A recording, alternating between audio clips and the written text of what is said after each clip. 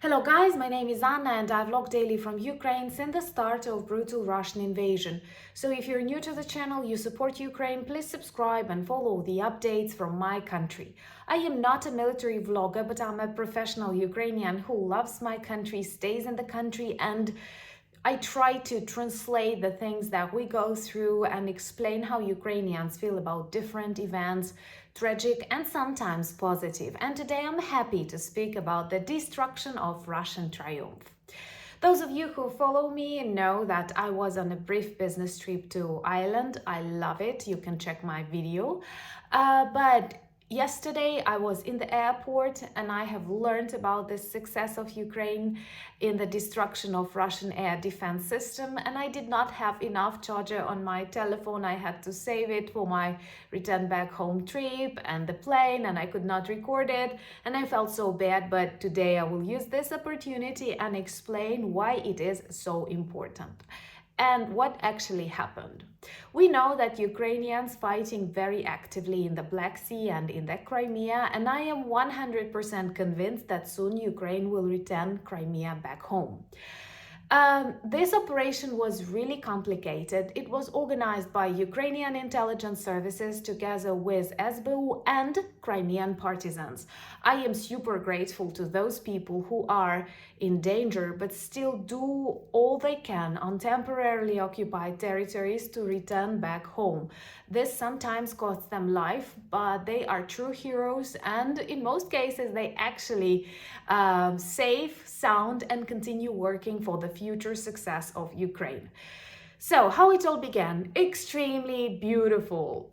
Not all Russian tourists are bad. I have shared that in my community tab on YouTube. A couple of months ago, a Russian tourist shared a photo close to Yevpatoria, which is a resort in Crimea, in the western part of Crimea, where he made a picture of himself, not very nice man, and on the background was actually this air defense complex Triumph that costs $1.2 billion. That's huge. Actually, I did not imagine that it cost that much. So, of course, all intelligence services are very attentive, and we are always very careful with what we share online. And they started developing the operation, and together with partisans and the best representatives of the Ukrainian intelligence and SBU, they organized a very beautiful operation. If you're new to the channel and you support Ukraine, don't forget to subscribe. This is the easiest way to demonstrate your solidarity and spread more information, and we need that because informational warfare is also real.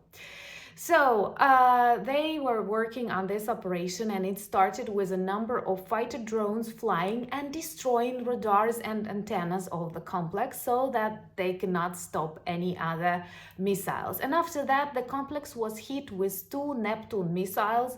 These are Ukrainian missiles that we are allowed to use.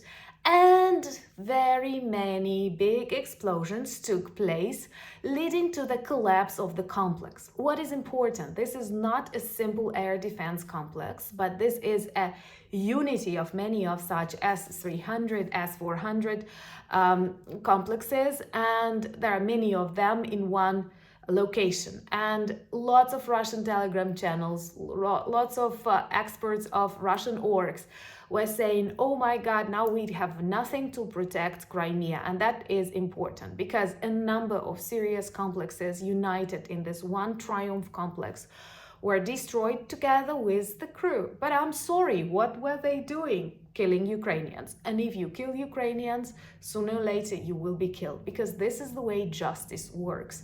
If you agree with me that we have to protect our territory and the world from Russian terrorism, once again, please subscribe. And it all happened close to Yevpatoria.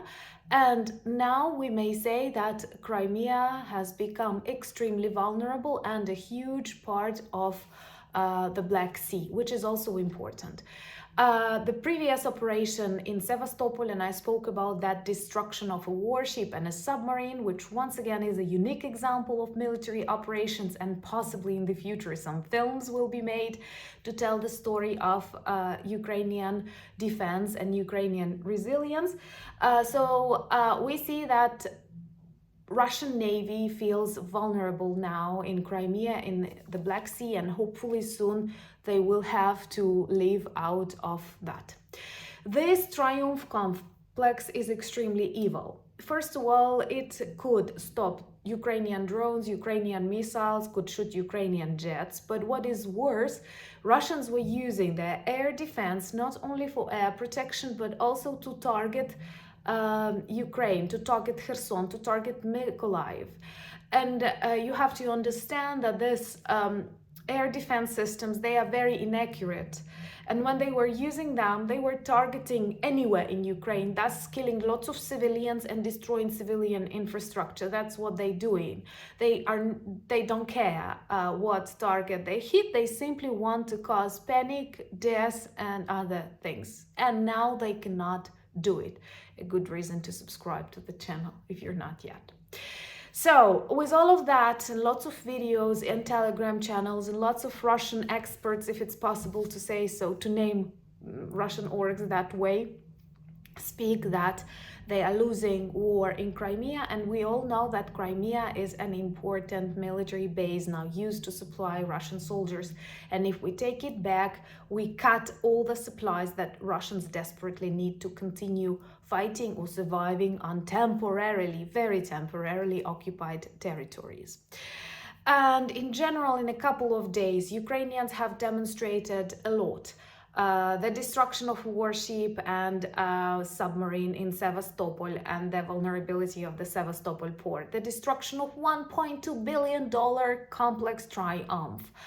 And another success that I will mention briefly is the return of oil and gas platforms that were built just before the start of Russian war, before 2014, and they were meant to help Ukraine collect gas and oil in Black Sea because we owe the resources, and it could give us more energy independence, and they were taken by Russian terrorists in 2014, and they were used to extract gas and oil and thus provide more money for Russians to kill Ukrainians. And they were also used as military platforms for drones, for some operations, and now they are back to Ukraine after a successful counter-offensive operation.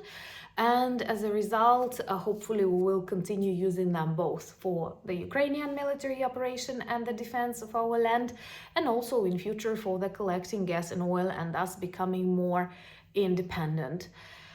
And I have a question. So what do you think about Ukrainian counter-offensive? Maybe it's different than all of us expected, but we have to confess it's successful. And I'm really glad to share this kind of news with you, because this demonstrates that all of the support that you give helps us, and we demonstrate that we can get rid of Russian terrorism, and that's the only way to continue living normally in our region, in Europe, and in the world in general. And all of these super successful, extremely intelligent operations inspire and in future possibly can become a part of films, books, but today they become a part of Ukrainian history, and I hope that together we will win this war. So let me know in the comments, what do you think about Ukrainian counter-offensive? And also tomorrow I announced that we are going to have a new interview, and I hope you will like it, because it is with one of my favorite YouTubers, with a person whose opinion and thought I value greatly. And he's an inspiration and he is a philosopher. Let me know whom do you think I have invited for a conversation, and watch the video tomorrow. Thank you for buying me coffees. I have spent some on Guinness in Ireland. Thank you for becoming my patrons and supporting more video projects. That is really important. Subscribe to my Instagram, Threads and Twitter, and join my Discord community. And also we have beautiful updates in our merch store. But most importantly, thank you for being friends with Ukraine. And if you're not yet subscribed, do. Slava Ukraini!